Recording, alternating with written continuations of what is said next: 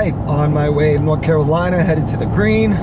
Got the truck loaded up for the weekend, headed to the green today, and then Cascades tomorrow. Got 14 helmets at the back that I'm dropping off to Levi to get painted up for Ascendi Customs. Yeah, stoked. Gonna be a good few days.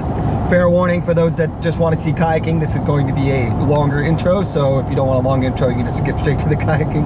Yeah, I'm so stoked to be heading back to the green, and the reason for that is, you know, the green, always an amazing place, but I haven't been there since last year, but I'm really stoked to get back to the green because I can finally get a proper joy lap.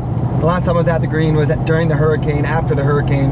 So after Golly Fest last year, we rallied over to North Carolina to base there until green race. But right after we got there, Hurricane Helene hit. And for those that don't know, that was an utterly devastating storm for this whole southeast, but North Carolina, Tennessee, the whole area was absolutely destroyed by that storm. We were a couple miles from the takeout of the green. Luckily, we were not anywhere near the river, but we were there for the storm.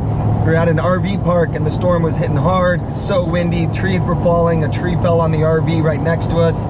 Yeah, it was crazy being there for the storm. But that night during the storm, we lost the power, but we were like, oh, it's just, you know, big rains, hit a power line. But the next day we woke up, we were like, oh, where are we gonna go paddling? There's so much water. But the next day I was like, oh, I'll go into town, get some gas and some breakfast or something. And I went to pull out of the RV park and I literally could not get anywhere. There were trees down everywhere. And I was like, oh. And eventually I found a route around the trees, was able to get into town, and there was no power or anything like that. And I was like, huh, this might actually, there's no power anywhere. By the way, in case you're wondering why it's a red truck, I was borrowing that truck to try to get some content. I picked it up the day before the storm hit. Luckily no trees fell on it, but that's why I have a red truck. But after seeing all the down trees, no power, got the generator on, got Starlink up, and once we got Wi-Fi, we started to see a lot of videos and photos coming out from a lot of different places of just how much water had hit. And one of the main ones, the first ones we saw, was John Grace from his ranch. The green is not a big river, anyone sees it, flowing at, I think it hit like 50 grand, 60 grand, I could be wrong, but it went astronomical. Like the bridge in front of his house was about to go underwater. That's when we were like, holy, like this is so much more full on than we thought. We spent that day just putting the generator on in increments because the gas stations weren't open, there was no power, and we didn't have that much gas. So throughout the day we just kind of kept checking in on like what's going on, and we just kept seeing more and more videos and photos of just how much water had hit that area. And in the end it was insane seeing all that stuff come through and start seeing all those videos and photos. It was like, how is there that much water in all these tiny creeks? But then 2 days after the storm, there was still no power or anything all around Asheville, any of the surrounding areas. So it was like, wow, this is still so full on, and we were like running out of gas. So we were like, but luckily one of the first gas stations to get power back was the one at the takeout exit. So Mason and I drove up and we waited 3.5, almost 4 hours in line to get gas. And then by the time we got to the front of the line, we realized that it was cash only, and luckily we had like $40 of cash, and they were actually about to run out of gas.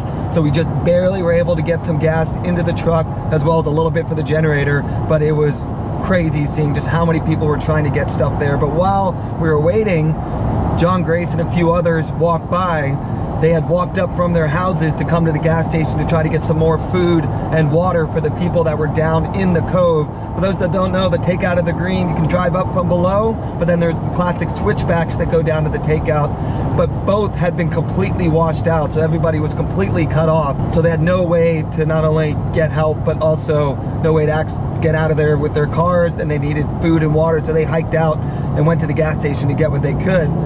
But we got to talk to John. He was like, we just need more food and water. So luckily at the RV we had a bunch of canned food left over from Golly Fest. So Mason and I, after we got gas, went and grabbed that stuff, loaded up our dry bags, and paddled big hungry into the green. The sole intention was that we could paddle in food rather than try to hike it all in. Footage, we knew, you know, there's probably gonna be a lot of logs, you know, some things might change, but in my mind I was like, the green, a lot of it seems like, you know, bedrock, like a lot of it would be similar, maybe there'll be some changes. We got to the Put in a Big Hungry. The bridge at the Put in a Big Hungry was gone. Got to the bottom of Big Hungry, got into the green, not sure what to expect, but in the end just wanted to, we knew we could hike around the whole river if needed. We got to Bride of Frankenstein, into Frankenstein, and it was like everything is different. I've been going in there since I was a kid. I ran it for the first time when I was 11, did gorilla the first time when I was 12, and almost every year of my life since then, I've spent almost a month there training for green rays. And there will be people that have been paddling it way longer than me. So to go in and all of a sudden see a classic rapid, not a single part of it looked the same, it was like, wow, this is... But in the end, the focus was for us just to get down the river, around the rapids, get down to the bottom of the river so we can bring the food and check in on people that needed help. And yeah, this is what it was like for us seeing all that stuff for the first time. There's so much water in my stern, it's making it a puppy clutch.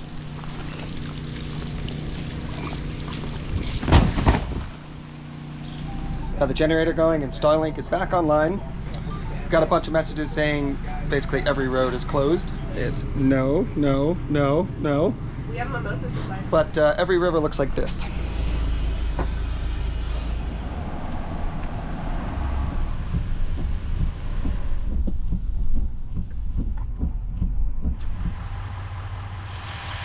I don't think we're making out of this gorge today. Riding it out here, worst problem to have. Places are underwater, cars are floating away. I think we'll live hanging out in the RV for a day or two. No phone service, any of that.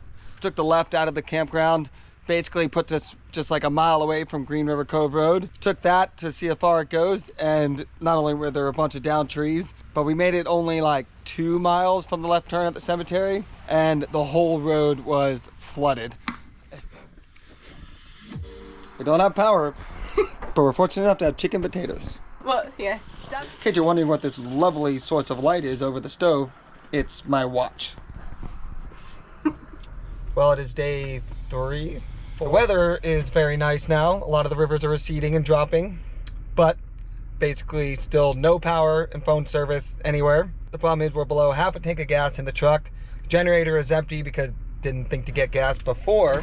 Takeout exit for the green has 1 gas station that does have power now, but we are not the only ones that need gas. Yeah, about a 100-person lineup. Been in the lineup for about an hour now, maybe. We got a little ways to go, but unfortunately the guy behind me said that his friend works at this gas station. He said they're about to run out of gas, so we'll see if by the time we get there, we'll see if there's anything left. Well, the good news is it still had about $30 of gas myself. Mason had $30. So we're gonna get some gas in the truck, fill up the gas can for the generator.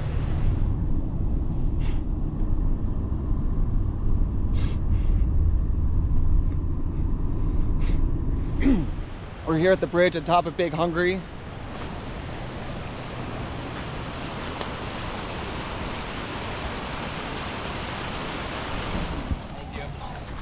In reach, headlamp bar. Holy shit. The reason we put on at the top of Big Hungry instead of the normal put in is because by putting in at the bridge at Big Hungry, the bridge is now gone. If we get to the green and it's still way too high, we can either hike back out at the put in, or if we get started and we get to Gorilla and it looks too high to continue past Gorilla, like after Sunshine and all that, we can hike out of the trail, back up to the road, walk back to the truck. So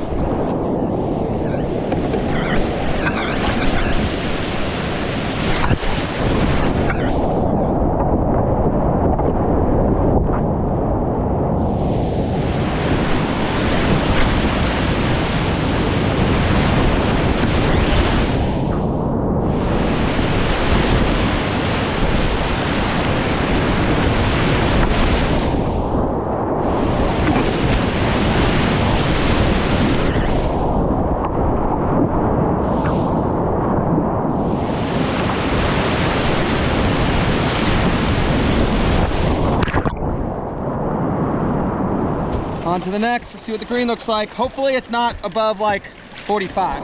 It's the part right below where Big Hungry comes in. Like we expected, just scorched earth on both sides, except I don't even know the term. I'm pretty sure that was the gauge area. But there's a gust at the top of that log jam. So the reason why we're trying to paddle in to get this food down is that the switchbacks to the green are washed out, gone, and getting below up to everybody that lives at the bottom of Green River Cove, the road is cut off pretty much where the RV park is, like 10 miles downstream. So that's why we're trying to paddle the food in, but yeah, holy shit. We definitely gotta go scout no matter what, but what the? So I have a very strong memory when it comes to rivers. I was like, even if some things are different, I'll be able to tell exactly where we are.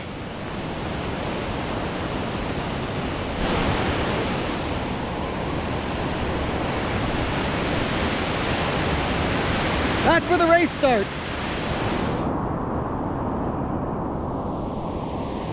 The whole run is going to be changed. The whole eddy for the race start is gone. It's all just a landslide.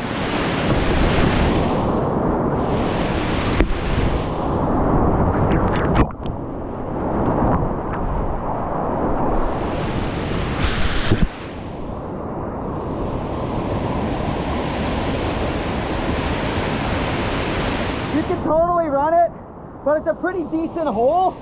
And we're not here to try to run anything that we can get stuck in. Like, let's just keep moving. Yeah. When it comes to coming in after a big rain, especially a big windstorm as well, like, you pretty much treat the rivers like it's the first descent because you never know where there's going to be down trees. But it was because it was like a 230-year flood here, the whole green is going to be different. So it might as well be a first descent because we have no idea what to expect. We're going to cut behind that booth. It looks like it's good, but I think we'll do the left channel for now.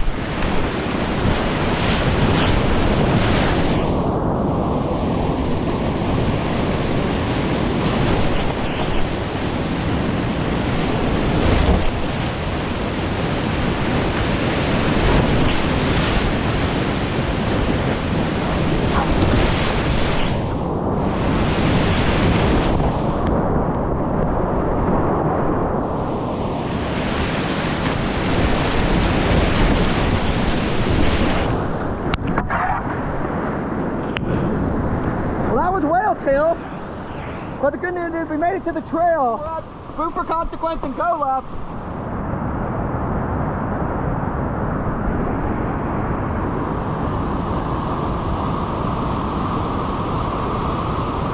You know, I don't want to jump to any conclusions, but I think the log at go left is gone.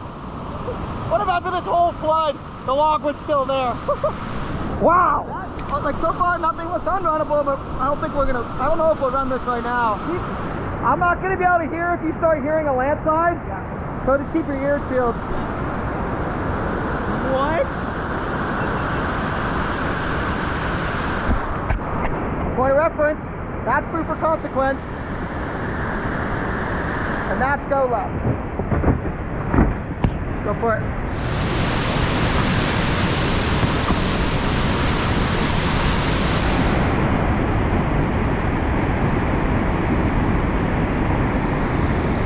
Here's not so go left anymore.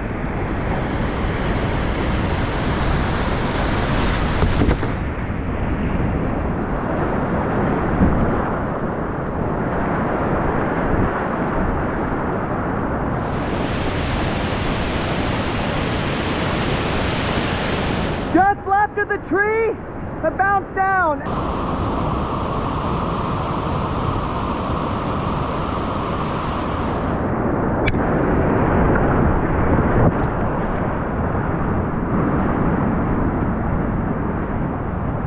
Now we just poured it from here.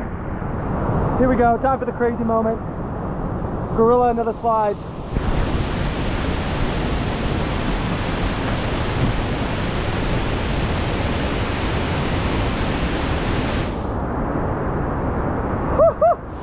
So flying squirrel is gone. Yeah, because that's flying squirrel. Yeah. There's literally a huge rock in the notch. Yeah.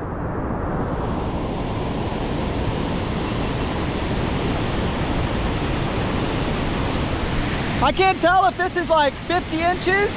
It doesn't look as high as Colin's video, but the rapid's different, so how do we tell? Yeah. But I would think Screen Machine will look similar, and it doesn't look, I think we're gonna be able to go past Sunshine.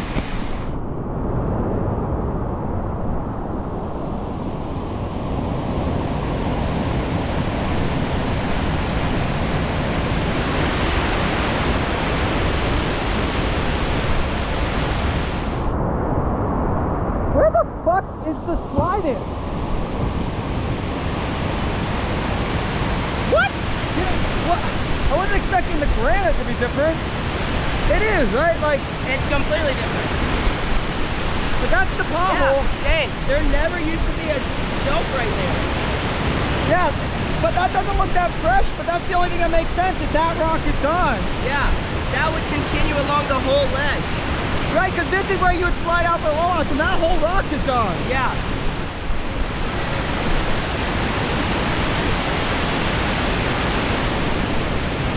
I don't see the part where we used to slide in and seal on. I think this whole shelf fell out.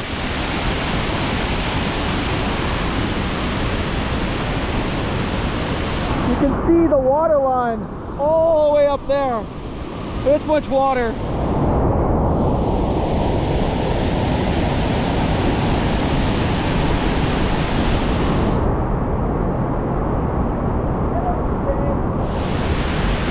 Got it.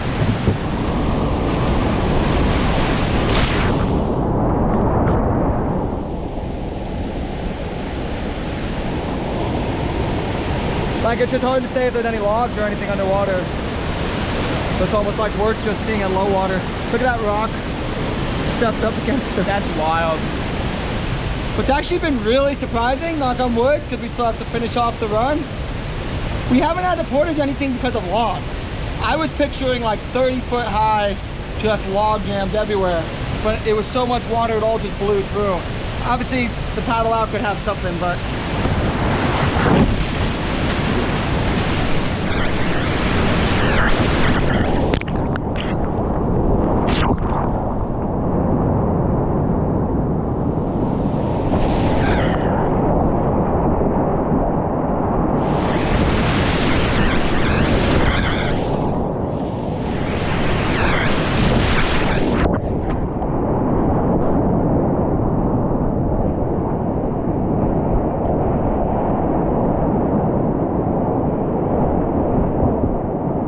didn't realize how much 20 cans weigh. But we want to really watch out for wood again.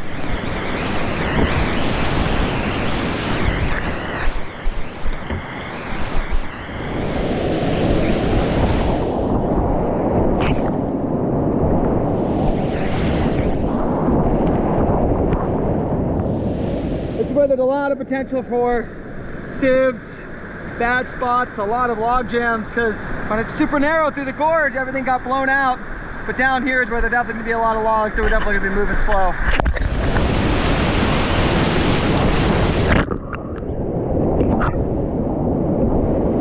Ooh, stop moving.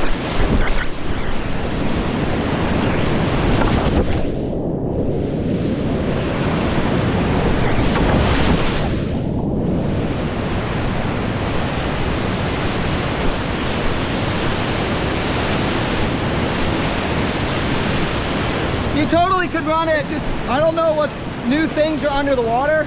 Yeah. And the loaded boat, it's a pretty big hole. But I could have done it, but the hole looked pretty big, especially with the weighted boats. And just don't know if there's any logs or new rocks under there. Made it to fish stop.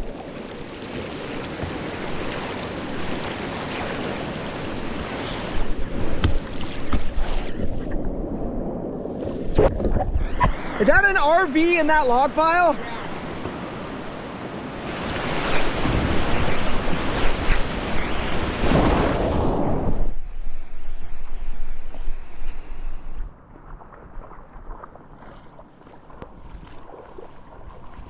Hello? Hello?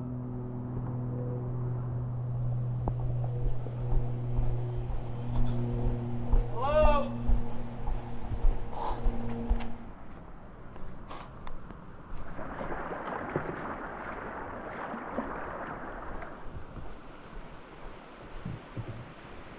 Hello?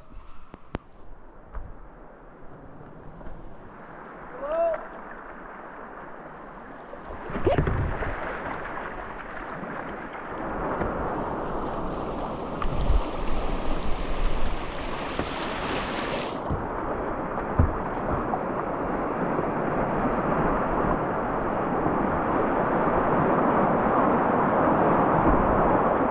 All the Chris Wing stuff.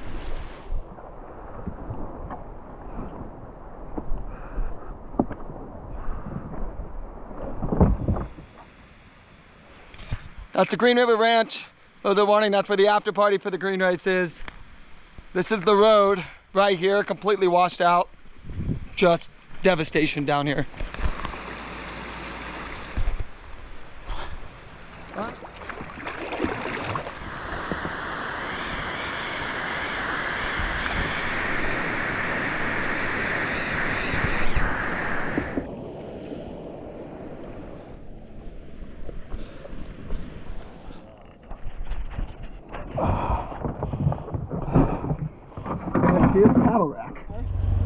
These guys were digging away at the road, trying to make as much progress as possible. Where we parked the car, there's like 4 feet of mud on the road that they got to use like a backhoe, got it out. But we're like a mile from where we parked the car, so they were nice enough to give us a ride. The boats are up top.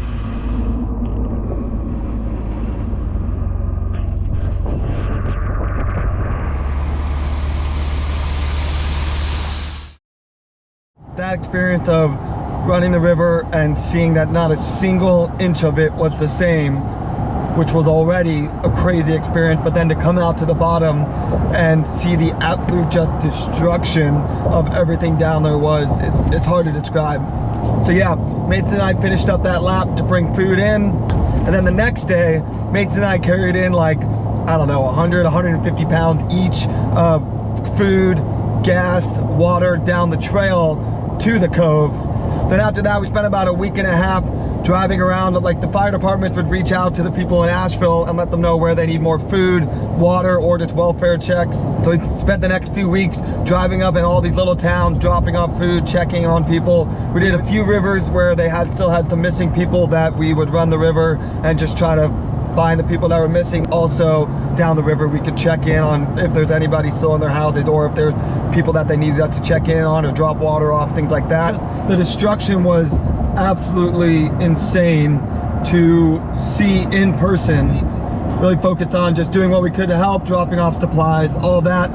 Then about 2 weeks after the storm, John asked us to bring in some more stuff. It was before they had gotten the bottom road cleared up for them to be able to drive in, and he asked us to bring in some more supplies. So Mason and I did another lap. This time it was probably more like a 12-inch lap. On this lap we ran like go left and you know, the slides and stuff, but we didn't run gorilla or anything because again the main focus was just to get through the run and bring the supplies to John that he needed.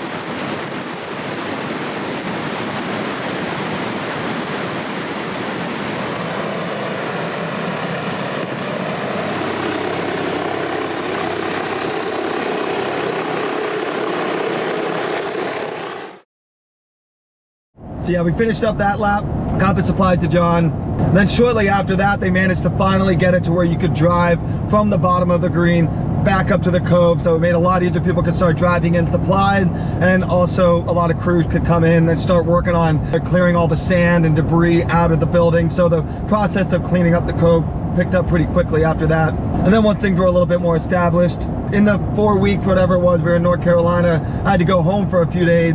But when I went home, I went ahead and picked up a U-Haul, and I had brands and sponsors contribute to me loading up the U-Haul as much as possible. I got like 10 grand from the sponsors to buy all the supplies we needed, whether generators, heaters, gas stoves, water, food, whatever was needed. I went back to North Carolina, but on the way to North Carolina, I had to swap out from that red car that I was using back to my truck, but it didn't occur to me I wouldn't be able to swap it by lifting it because the U-Haul was so heavy.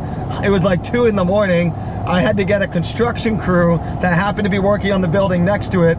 They brought their forklift over, and we used the forklift to lift the U-Haul full of stuff and put it back on my truck. It was at the time I was like, how is this gonna work? And then luckily they were there to help. But yeah, that was hilarious.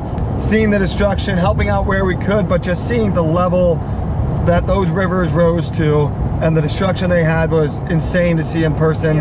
All that is to say, the reason why I'm super stoked to head up to the green today is we did those 2 laps after the storm to bring the supplies in, you know, ran some of the rapids, but the focus was get through without, you know, getting hurt, doing anything dumb, just get the food down to the cove. It's a year later, now I can go up, I'm headed to the green, I can actually do it as a joy lap, really get to experience it for what it is now. And in the end, is the green the same as it was before? Of course not. It won't be. It changed completely. But is the green still worth doing from my perspective on what I've already done on it? Yes, 100%. If you didn't know any better and you never seen anything before, you'd be like, this is a sick run. And the main reason I'm super stoked to go up today is I just want to see it for what it is now, have the best time possible, see what the new moves are like, maybe try to find new moves, run the new rapids, just have a great time. And not only that, meeting up with some of the boys that haven't done it since it changed. So I'm looking forward to getting to run it with them, because in the end, if we constantly compare it to what it was before, of course it's not going to seem as good. Is the new green still fantastic? 100%. Yeah, 2.5 hours. Can't wait to get there, go shred. It's going to be a great lap. Stoked. I've done the switchback since 2023 green race.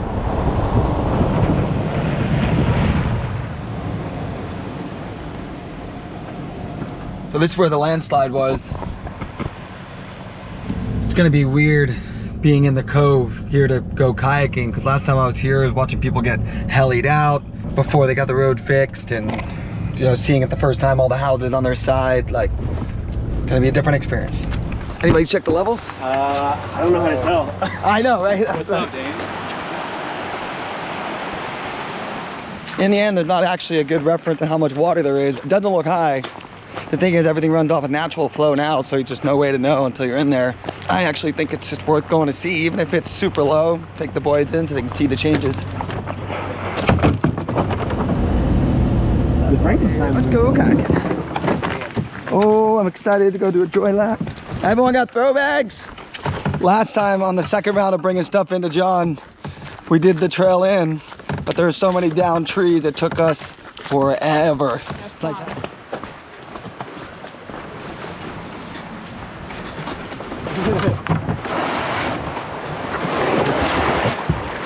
Welcome to the new green, boys. Oh yeah, first 14 of the day.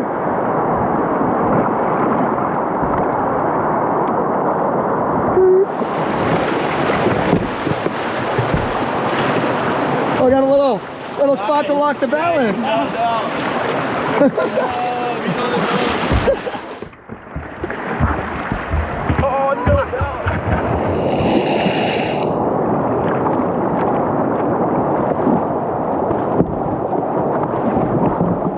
Little under 2, all right. Yeah. Under 1.5. It's still be great. It channelizes.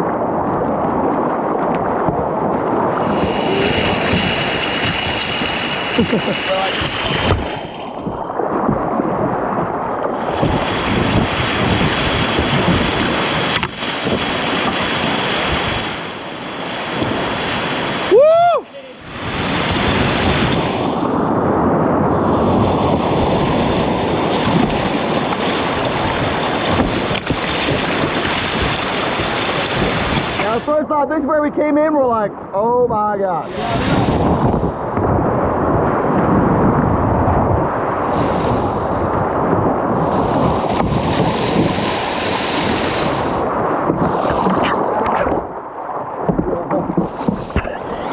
Three, two, one, go.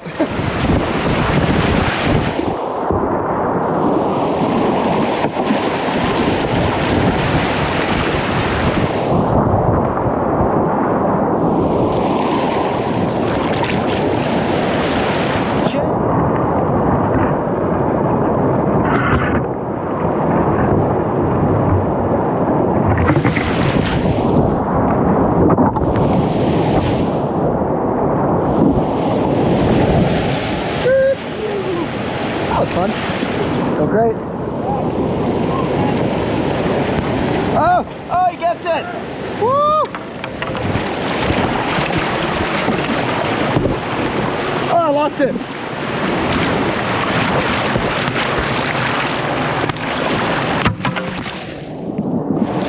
It's crazy how all the rocks are like turned over and polished now, eh? Like there's no algae, no moss, nothing. It is weird. It's like This next one's kind of cool. It's a fun cruisy rapid.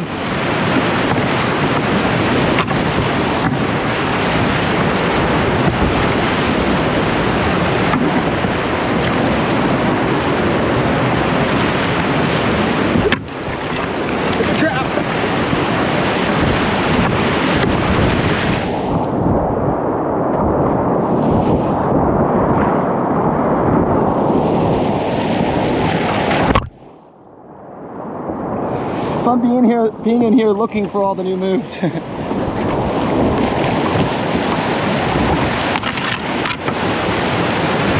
Got it. Over the south.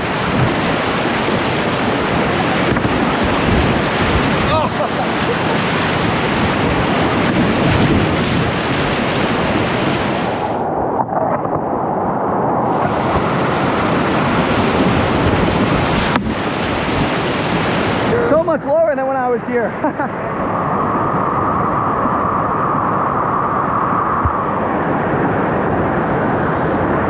Alright, new proof for consequence. The water is low, it's like 1 3/4, but still it's great to check out, get the lap, have the boys see the new rapids. Still great.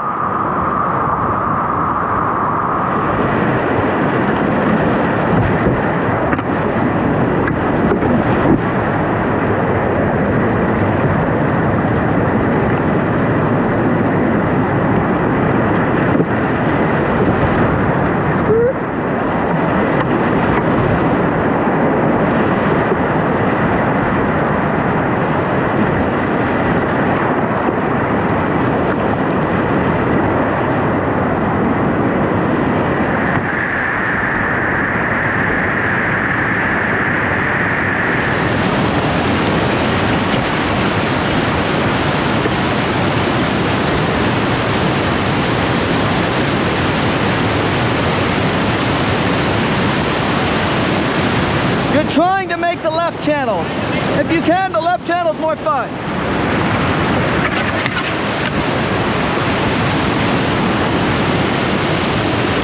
Woo!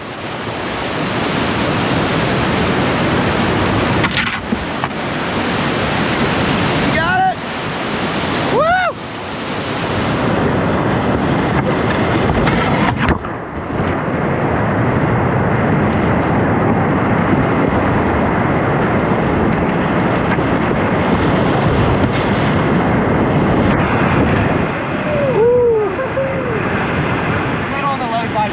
Yeah, it was fine. It looked fine for Levi because he didn't get like squirted like us.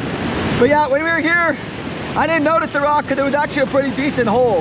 Well, it was on the low end for that top flap, but still fine. And the bottom boots are fine. I didn't even notice it landed on rock last time because the hole was actually pretty intimidating.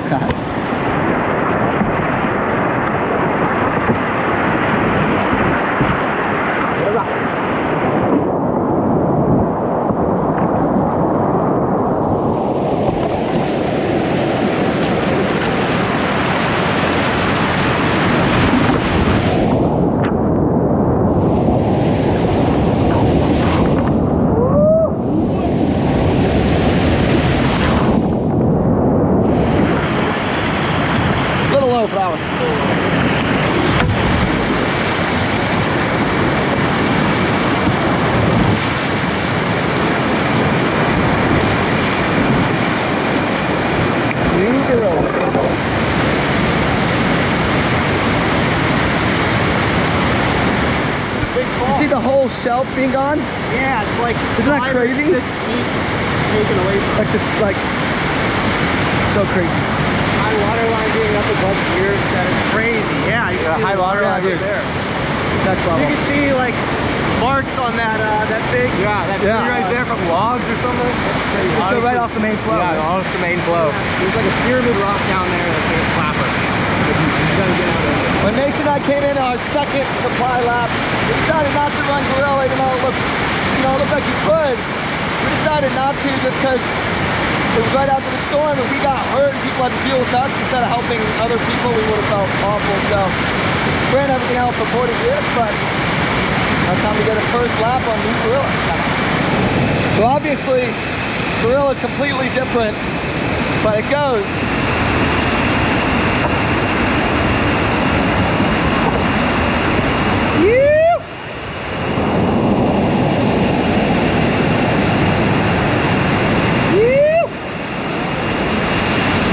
What's funny is I ran gorilla for my first time when I was 12. Now I get to run a gorilla for my first time again 20 years later. It's gonna be fun.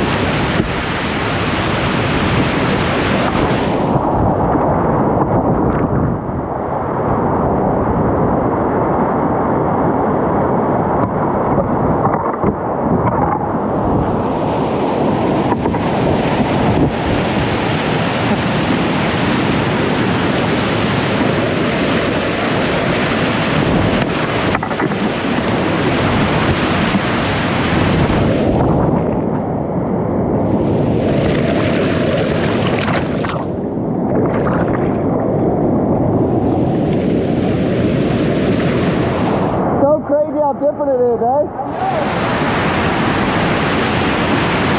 Oh, he didn't make it!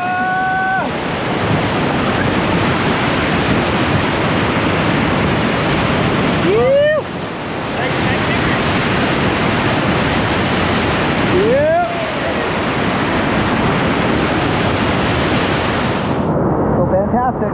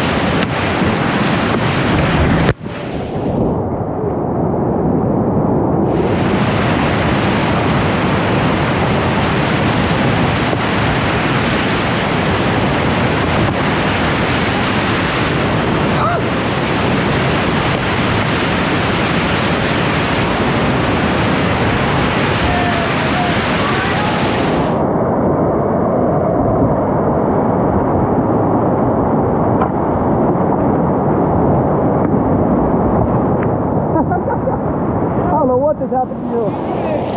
Opened up. The whole river changes, but somehow he's still at the port as Nutcracker.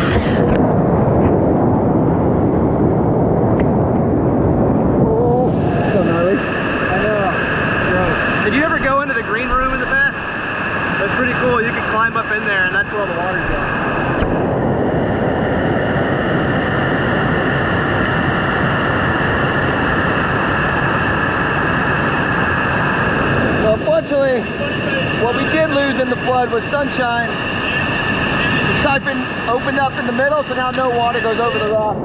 So a lot of things changed, some things for better, some things for worse, but this is the one rapid that we just unfortunately lost. But luckily it's a quick footage.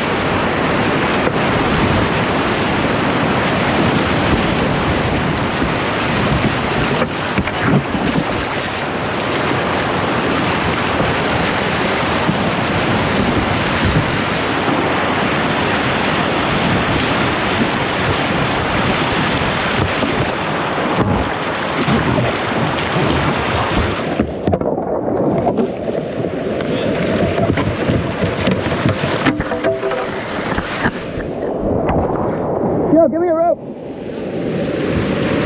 I'm stable. You're stable? Yeah, I think I can get out. You can get out? Sure.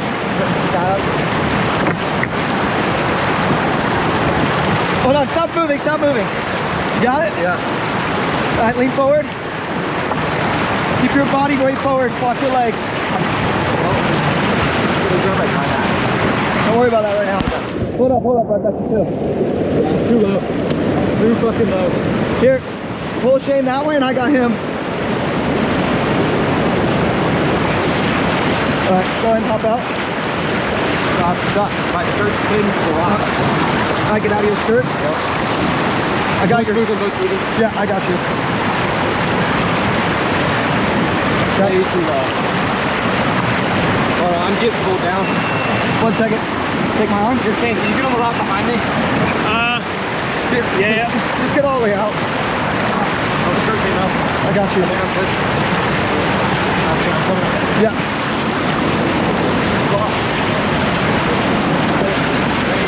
My head was above water. Oh, shit. Yeah, too low. I bounced off this and it just rejected me back in there. You know, is this it? Yeah. This line was always there.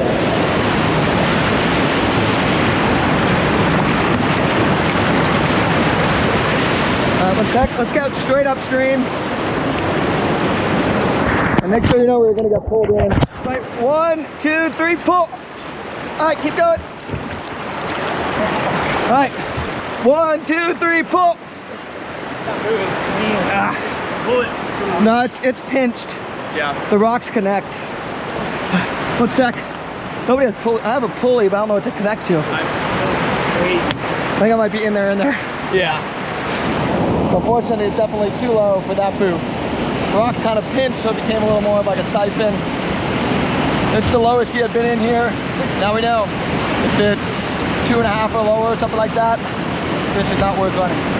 Sucked to learn the hard way, but glad he's all good.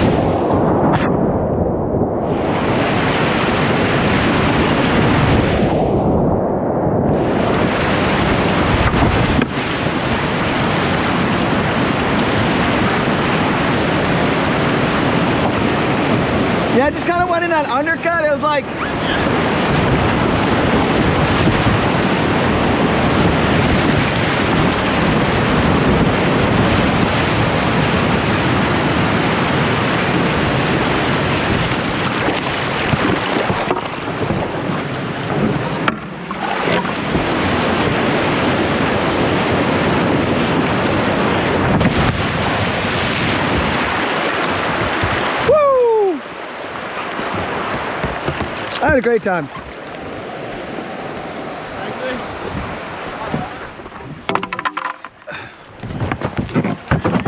Thanks for letting me use the boat. Yeah. That was great. I definitely would say that was on the low end, particularly for the paddle out, but still a lot of fun to be had, especially up until after sunshine. A lot of slides, boofs, splats, squirts. Still great.